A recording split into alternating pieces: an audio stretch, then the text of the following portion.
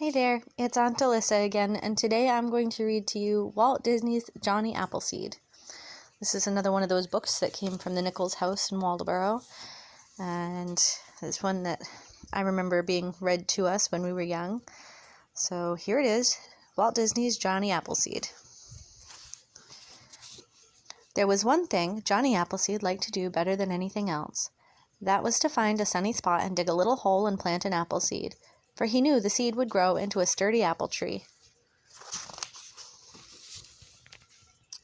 Johnny dug his little holes and planted apple seeds, and he dug and planted some more until the whole countryside around his home was dotted with fine young apple trees. "I don't know what I'll do when there's no place left for planting apple trees," said Johnny to his animal friends on the farm. One day, as he was walking down the road looking for a spot to plant just one more apple tree, Johnny heard the sound of singing coming closer and closer. "Get on a wagon rolling west, out to the great unknown. Get on a wagon rolling west, or you'll be left alone." Then, as Johnny watched down the road, came a long line of covered wagons drawn by great oxen. Beside each wagon walked a tall, strong man with a rifle swinging at his side. These were the pioneers. They were taking their families off into the great empty lands of the West to build new homes. "Come along, boy," they shouted to Johnny when they saw him standing there at the roadside. "Come west, young fellow, along with us." "But I can't be a pioneer," said Johnny. "I'm not tall and strong. I couldn't chop down trees to build a log cabin. I couldn't clear fields to plant corn. I guess there's nothing much that I can do." The pioneers were not listening. They were marching ahead, still singing as they went. Soon their wagons vanished from sight around the turn of the road.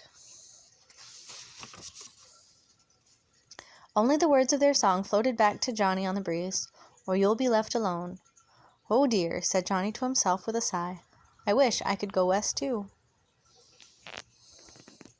"You can, Johnny," said a voice beside him. It was Johnny's guardian angel speaking. "Not all the pioneers have to cut down trees. You can be a pioneer who plants them.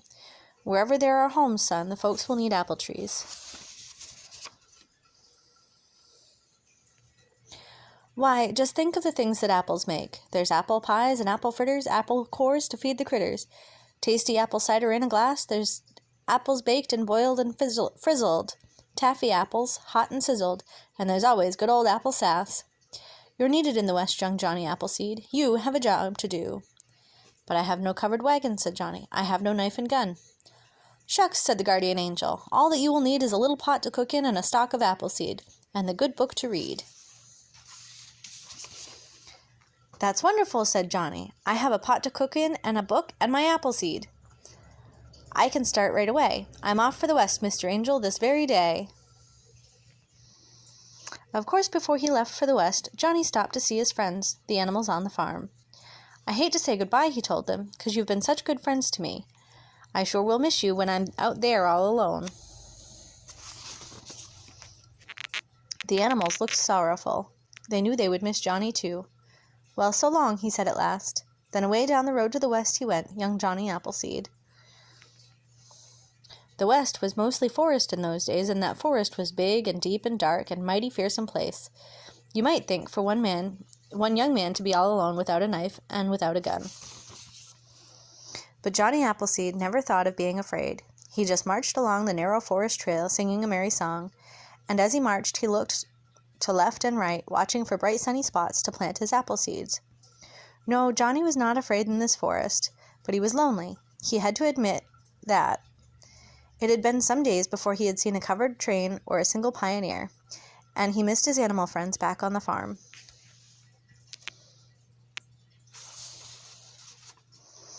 Of course, Johnny was not really all alone in the forest. He just thought he was.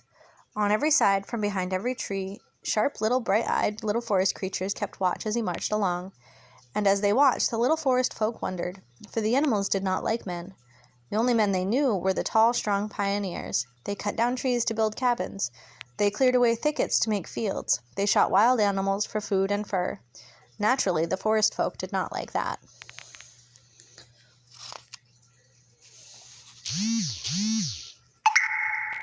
So they hid and watched as Johnny Appleseed came down the path all alone.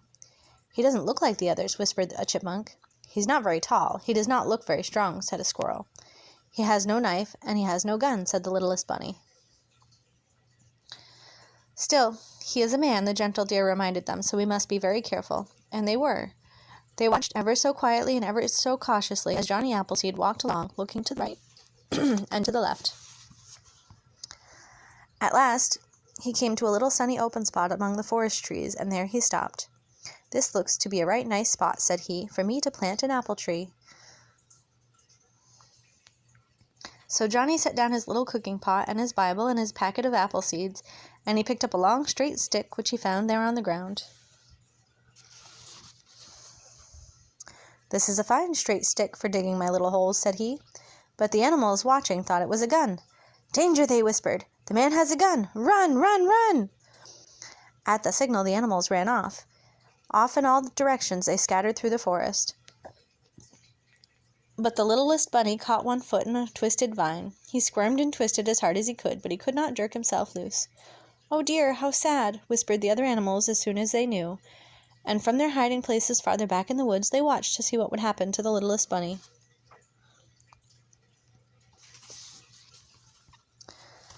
"Is someone there?" called Johnny Appleseed, for he had heard the forest folk racing away to their new hiding places. "It would be nice to find a friend," said Johnny to himself. He called again, but there was no answer.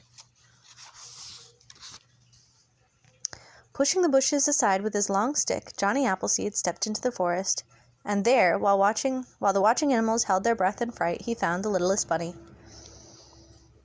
"Well," said Johnny Appleseed softly, "what happened to you, little fellow?" And very gently he untwisted the vine from around the littlest bunny and set him free.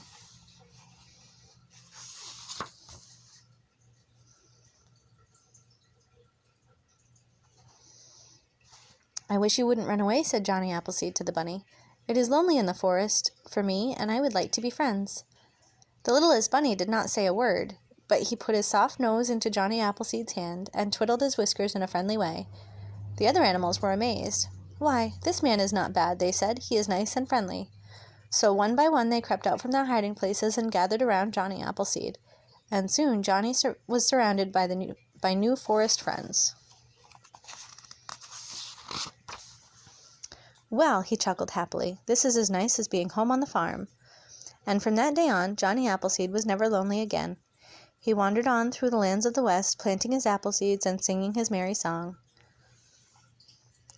"Apple pies and apple fritters, apple cores to feed the critters, tasty apple cider in a glass, apples baked and boiled and frizzled, taffy apples hot and sizzled, and there's always good old apple sass."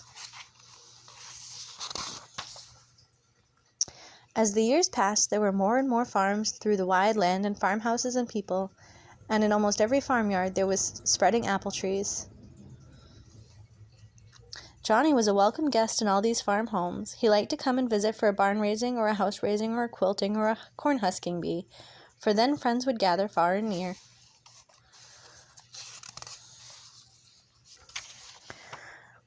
But between times, Johnny kept on the move. There was still much woodland there in the West. Days often passed when Johnny did not see a covered wagon or a log cabin or a sign of a pioneer. But he was never lonely in those wild western woods, for as he came singing along, out from behind the bushes and trees came squirrels and deer and bunny and all other forest folk. "This is the man," they would whisper. "He carries no knife and he carries no gun. He is a true friend to us all." And the littlest bunny would hop up and close and twiddle his whiskers in the friendliest way. No, Johnny was never lonely now, for every animal in the whole wide forest was a friend to Johnny Appleseed. The end. I see this book has seen lots of use. I hope you enjoyed it. Good night.